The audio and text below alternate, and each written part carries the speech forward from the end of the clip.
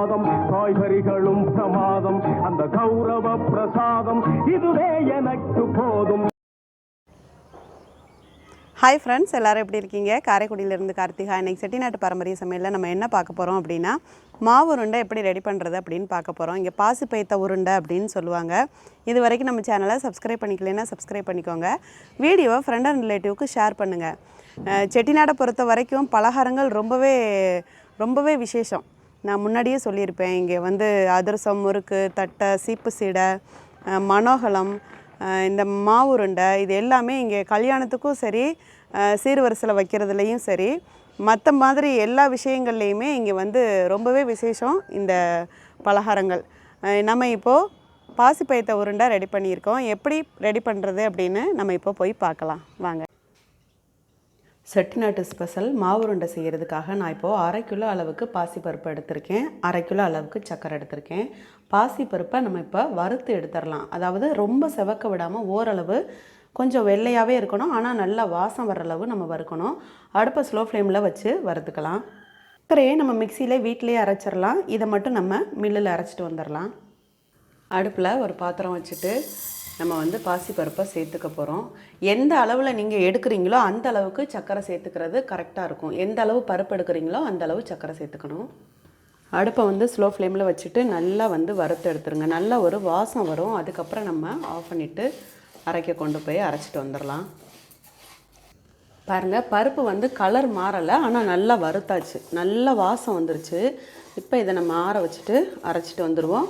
மிக்சியில் வீட்டிலையே சர்க்கரையை நல்லா பொடி பண்ணிக்கோங்க. சர்க்கரை பொடி பண்ணும்போது பார்த்திங்கன்னா 2 ஏலக்காய் போட்டு பொடி பண்ணி வச்சுக்கோங்க. நம்ம இதை அரைச்சிட்டு வந்துடலாம்.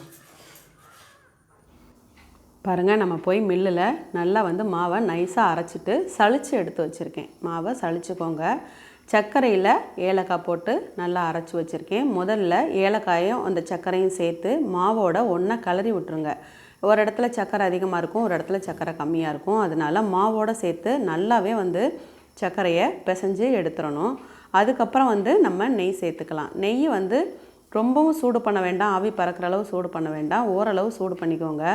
சர்க்கரை நம்ம அரைச்சோடனே பார்த்திங்கன்னா கட்டி பட்டுரும், சின்ன சின்ன கட்டி மாதிரி இருக்கும். அந்த கட்டி பூராமே மாவோடு சேர்ந்து உடச்சி விட்டுறணும். அப்போ தான் நம்ம மாவு உருட்டும் போது பார்த்திங்கன்னா ஒரே மாதிரி நமக்கு கிடைக்கும். அதனால் நல்லா கை போட்டு கிளறி எடுத்துருங்க. அதுக்கப்புறமா நெய்யை சூடு பண்ணுங்கள். நெய் ஆவி பறக்கிற அளவு இல்லாமல் ஓரளவு பண்ணிக்கோங்க. நான் இப்போது 1/2 கிலோ பாசிப்பருப்புக்கு 200 கிராம் அளவுக்கு நெய் எடுத்திருக்கேன். நெய் முதல்ல நம்ம சூடு பண்ணிவிட்டு ஊற்றி பார்ப்போம். பத்தாத பட்சத்துக்கு மேற்கொண்டு வேணால் நம்ம ஊற்றிக்கலாம்.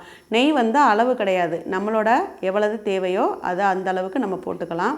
இப்போ 200 கிராம் அளவுக்கு நெய்யை நான் சூடு பண்ணிவிட்டு அதில் விட்டுருக்கேன். முதல்ல கரண்டி போட்டு லேசாக கிளறிக்கோங்க. அதுக்கப்புறமா நமக்கு கை போட்டு நம்ம பிசைஞ்சிக்கலாம். ஏன்னா ஃபஸ்ட்டே நம்ம கை போடுறோம் அப்படின்னா ரொம்ப சூடாக இருக்கும். அதனால் லேசாக கிளறி விட்டுட்டு அதுக்கப்புறமா பிடிக்க வருதாங்கிறத நம்ம பார்க்கணும். ஒரு சிலர் நெய் அதிகமாகவும் சேர்த்துக்குவாங்க, ஒரு சிலர் ஓரளவு பிடிக்கிற தகுந்த மாதிரி இருந்தால் போதும் அப்படின்னு நினப்பாங்க. நான் இப்போ 200 கிராம் அளவுக்கு நெய் சேர்த்துருக்கேன். இப்போ எப்படி இருக்குது அப்படிங்கிறத நம்ம அந்த கட்டி உடச்சி விட்டுட்டு பார்ப்போம். மேற்கொண்டு நெய் நமக்கு தேவைப்பட்டால் கூட ஒரு 100 நெய் நம்ம சேர்த்துக்கலாம். எல்லாத்தையும் உதுத்து விட்டு பார்த்தோம்னாலே நமக்கு தெரிஞ்சிடும், அது கட்டியாக இருக்கா, நமக்கு பிடிக்கிறதுக்கு பக்குவம் கரெக்டாக இருக்கா அப்படின்னு நமக்கு தெரிஞ்சிடும். இப்போ பாருங்கள், எனக்கு நெய் பத்தலை. மேற்கொண்டு ஒரு 100 நெய் நம்ம சூடு பண்ணி எடுத்துக்கலாம்.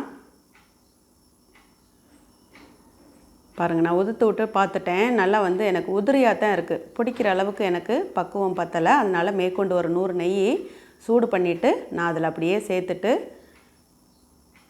கிளறி விட்டுருவோம். உங்களுக்கு எவ்வளோ நெய் தேவையோ அது கணக்கு கிடையாது, கணக்கு சொல்லலை அப்படின்னு நினைக்க வேண்டாம். பருப்பு நம்ம 1/2 கிலோ எடுத்துக்கிட்டோன்னா மேக்ஸிமமாக எனக்கு 300 நெய் தேவைப்பட்டுச்சு. நீங்கள் அதை 1/2 கிலோ நெய் கூட யூஸ் பண்ணலாம். ஆனால் ரொம்பவே நெய்யில் அது நம்ம பிடிக்கிற மாதிரி இருக்கும், நெய் உருண்டை அப்படின்னு சொல்கிற அளவுக்கு இருக்கும். இப்போ நம்ம இதை கரண்டியில் பிரட்டி விட்டுட்டு லேசாக பிடிச்சி பார்த்தோம் அப்படின்னா நமக்கு உருண்டை உருட்டுறதுக்கு சரியாக இருக்கும். இப்போ நம்ம பிளேட்டில் அப்படியே உருண்டை பிடிச்சி மாற்றிக்கலாம். நல்லா பக்குவம் நமக்கு ரெடி ஆயிடுச்சு. பாருங்கள், நான் இப்போ பிடிச்சி பார்க்குறேன். நல்லா உருட்டுறதுக்கு நமக்கு சரியாக இருக்குது மெத்தடு. இப்போ நம்ம அப்படியே பிளேட்டில் எல்லாத்தையும் மாற்றிக்கலாம். நல்லா ஓரளவு சேஃப் நமக்கு கிடச்சிருச்சு. 300 கிராம் அளவு நெய்க்கு சேஃப் நல்லா கிடச்சிருச்சு. அப்படியே பிளேட்டில் பாருங்கள், நான் எல்லாத்தையும் உருட்டி எடுத்து வச்சுட்டேன். நல்ல ஒரு சூப்பரான டேஸ்ட்டு. அந்த ஏலக்காயோட வாசம், அந்த நெய்யோட வாசம் ரொம்பவே சூப்பராக இருக்குது. ரொம்ப சூப்பரான மெத்தடுங்க. இது வந்து நம்ம செட்டிநாட்டுக்கே உரித்தான மாவு உருண்டை. ட்ரை பண்ணிவிட்டு எனக்கு நீங்களும் கமெண்ட் பண்ணுங்கள், லைக் பண்ணுங்கள், சப்ஸ்கிரைப் பண்ணுங்கள், வீடியோவை ஷேர் பண்ணுங்கள். தேங்க்யூ.